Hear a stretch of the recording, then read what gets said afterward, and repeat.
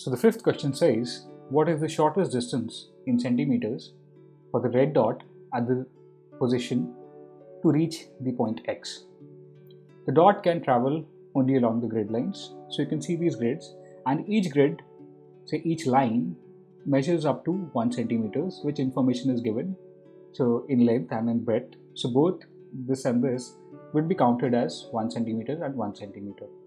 So this is the gist of the whole question. Now, to solve this question, what you need to have is a visualization ability.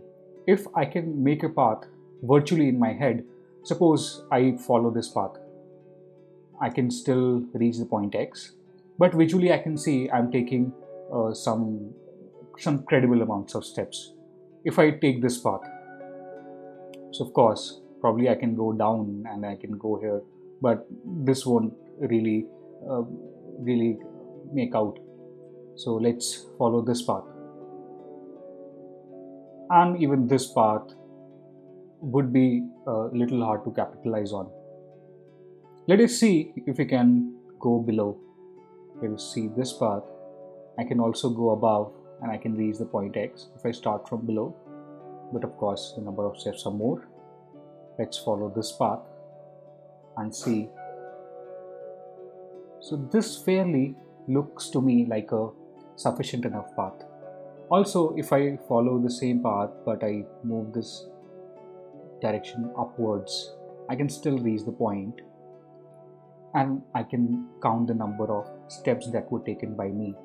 So each of these counts as one. So let's say 1, 2, 3, 4, 5, 6, 7, 8, 9, 10, 11, 12, 13, 14, 15, 16, 17 and 18.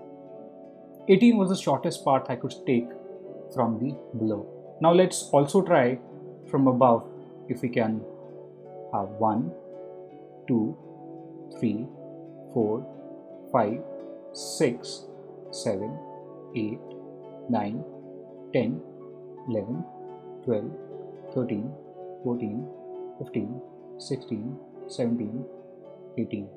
So also this path I can follow. So both these paths have 18 as the answer.